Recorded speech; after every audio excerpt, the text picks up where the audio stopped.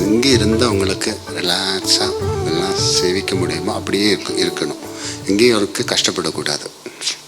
நல்லா ஃப்ரீயாக இருக்கணும். அதுதான் first.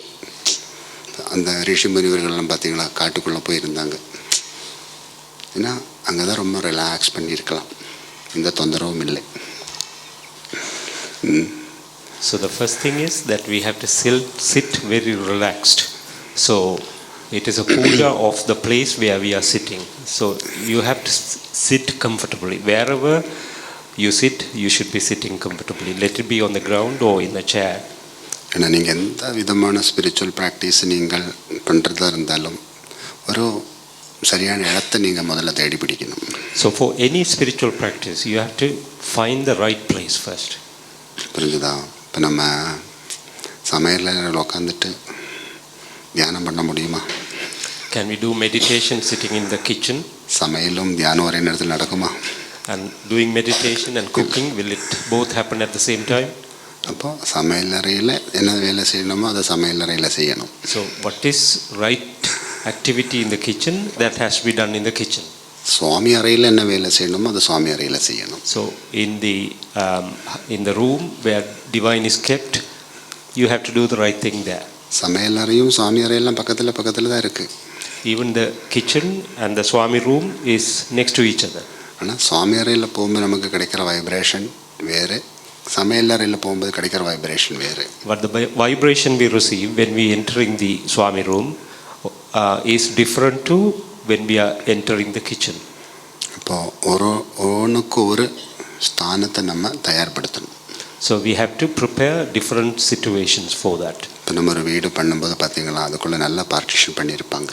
So when a house is built, there are partitions. Living room, bedroom, kitchen, bathroom, sprayer room, பல விதமான ரூமுகள் நம்ம அதுக்குள்ளே வச்சுருக்கு. எல்லாம் ஒரே வீட்டுக்குள்ளே தான் இருக்குது. ஆனால் ஒவ்வொரு ரூமுக்குள்ளே போகும்போதும் நம்மளோட ஃபீலிங் டிஃப்ரெண்ட்டாக இருக்கும் இல்லையா? இப்போ பெட்ரூமுக்கு போனால் என்ன ஃபீலிங் இருக்கும்? தூக்கம்தான் இல்லையா? அந்த தூக்கம் வந்தால் அதுக்குள்ளே நம்ம போவோம், ஆட்டோமேட்டிக்காக அதுக்குள்ளே நம்மளை கூட்டிகிட்டு போவோம் அந்த தூக்கம் இல்லையா? எவ்வளோ நேரம் நம்ம லிவிங் ரூமில் உட்காந்து டிவி பார்த்துட்டு இருந்தாலும் சரி, தூக்கம்னு ஒன்று வந்துடுச்சுன்னா தூக்கம் வருது, படுக்க போகிறேன், போயாச்சு, கூட்டிகிட்டு போவோம். பசின்னு ஒன்று வந்தால் இங்கே போவோம், பெட்ரூமுக்கு போவோமா, கிச்சனுக்கு போவோமா? கிச்சனுக்கு தான் போவோம். அப்போ நம்ம லைஃபே நம்ம பார்ட்டிஷன் பண்ணி வச்சுருக்கு இல்லையா? வீடு மட்டும் இல்லை, ஒரு விஷயத்துக்கு ஒரு இடத்த நம்ம தயார்படுத்தி வச்சுருக்கு லைஃப்பில். அப்போது ப்ரேயர்ஸ் எல்லாம் பண்ணும்போது நீங்கள் கொஞ்சம் ரிலாக்ஸாக சந்தோஷமாக பகவான் கூட நீங்கள் இருக்கணும். அதுக்கான வழி உண்டாக்கணும். அதுக்கு தான் இப்போ தான் இன்றைக்கி இங்கே வந்திருக்கிறோம். ஏன் எல்லாத்தையும் விட்டுட்டு இன்றைக்கி இங்கே உங்களுக்கு உட்காந்துட்டுருக்குறீங்க? வீட்டில் உட்காந்தவங்களுக்கு இந்த நேரத்தில் இப்படியான ஒரு நிகழ்வு ஒன்றும் கிடைக்க போகிறதில்லை. அது எங்கே இருக்கோ அதை இருக்கிற இடத்துக்கு தேடி வந்தாச்சு. அது மாதிரி நல்ல ஒரு ஃப்ரீயாக இருக்கணும். நீங்கள் ரொம்ப அப்படி இது பவர் ஒன்றும் தேவையில்லை, மசில் பவர் ஒன்றும் தேவையில்லை, ஒரு பவரும் வேண்டாம். நமக்கு டிவைன் பவர் அடையிறதுக்கு ஒரே ஒரு பவர் போதும். With love God. இந்த லவ் இருந்தால் போதும். நிறைய லவ் பண்ணணும், புரிஞ்சுதான்? நிறைய நம்ம அன்பை வச்சுருக்கணும். அதுதான் ஃபஸ்ட்டு. அது இருந்தால் தான் இதிலெல்லாம் கண்டினியூவேஷன் உண்டாகும் உங்களுக்கு. இல்லாட்டினா 4 நாளில் போதும்னு ஆகிடும். லவ் இருந்துன்னு வச்சுக்கோங்க. இந்த பெத்த பிள்ளைய தாய் எவ்வளோ தூக்கினாலும் தாய்க்கு கஷ்டம் இல்லை. கையெல்லாம் வலிக்கும் குழந்தைய தூக்குனா, அதெல்லாம் தெரியும். தாய்க்கும் தெரியும், குழந்தைக்கும் தெரியும். குழந்தைக்கு தெரியலனாலும் தாய்க்கு தெரியும். ஆனால் அப்படின்னாலும் அந்த குழந்தைய தூக்கிகிட்டே இருக்கும் அந்த தாய். ஏன் தெரியுமா? அதுதான் அன்பு.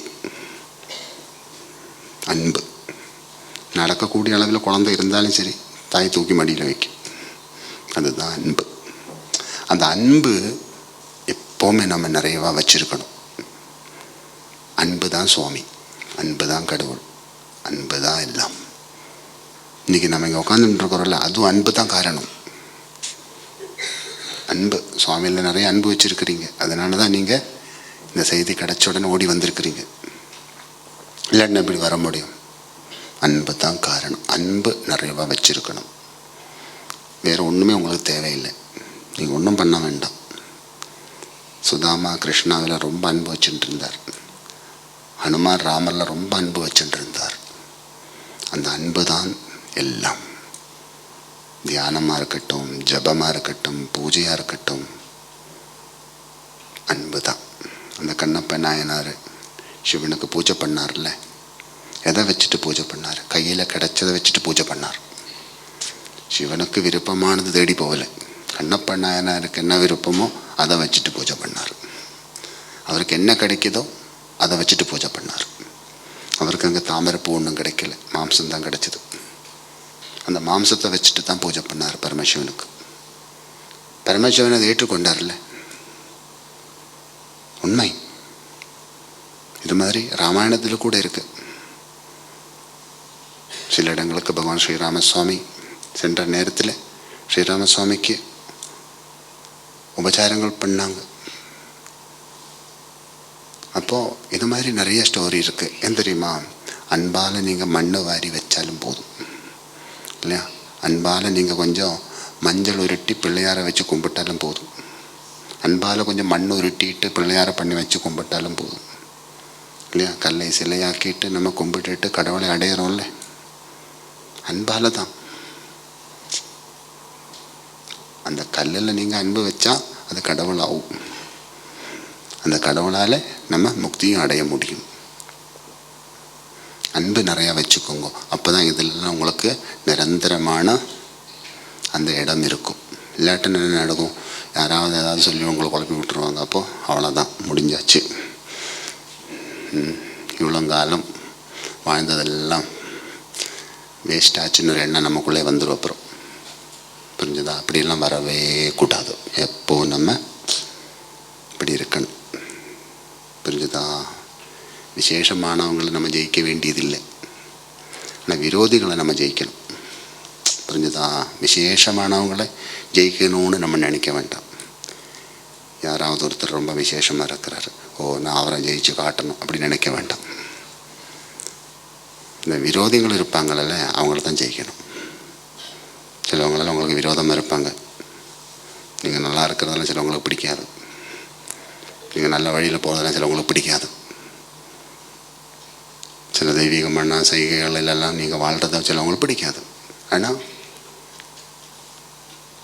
நீங்கள் செய்கிறது தர்மம் என்றது உங்களுக்கு உணரக்கூடிய புத்தி இருந்தால், அதை உணர்ந்துட்டிங்கன்னா இனி யார் கடவுளே வந்து சொன்னாலும் நீங்கள் அதை விட்டு போகக்கூடாது. கடவுளே வேறு நீ இதை விட்டுட்டு ஓடுன்னு சொல்லிட்டு அப்படியும் அப்போவும் நீங்கள் கடவுளுக்கு முன்னாடி ஜெயிச்சு காட்டணும். நான் விட மாட்டேன். அப்படி ஒரு தீவிரமான அன்பும் பாசமும் எல்லாம் நமக்கு இருக்கணும். அப்போ தான் இதெல்லாம் நிலைக்கும் நமக்குள்ளே. ஓம் சரவண பவா. Om Sharvana Bhava. In a house which is partitioned for many different purposes, there are different rooms for different services, and when we enter different rooms, our attitude changes. When we go to the kitchen, we feel hungry. When we go to the bedroom, we go there to sleep. When we go to the prayer room, we do the prayers. So like that, there are different purposes. But whatever we do, we have to sit relaxed and do it. We should not be sitting for prayers rigid and tensed. It has to be love which is coming out of it, and only the love which will help us to achieve what we need. So with love, whatever you do, the divine will accept. And even Kannappa Nayanar, he has submitted non-vegetarian food. That was the only thing available for him to Shiva. And Shiva, because the Kannappa Nayanar submitted that with pure love, he accepted it. And there are stories relating to similar events in Ramayana when Rama visited and he was also served non-vegetarian food.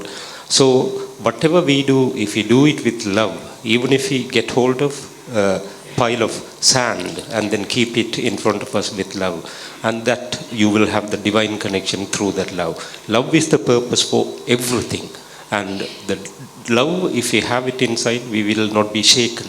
If you don't have love, then there will be other negative energies might come to shake us. So we have to have a very strong determination with love that I will be achieving and be successful.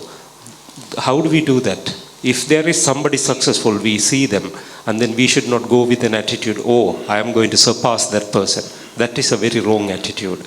But if there are enemies who are trying to harm you or that derail you from your path, particularly in the divine path, if they are trying to do that, you have to prove to them that you can't really shake me off. And sometimes even the divine will come to test you, and the divine himself or herself might come to say that, oh, leave this. And even in that situation, you have to say to yourself and to the divine that I am strong in this love path, in this divine path, and will stay in this divine path. That's how strong determination and based on love you should have.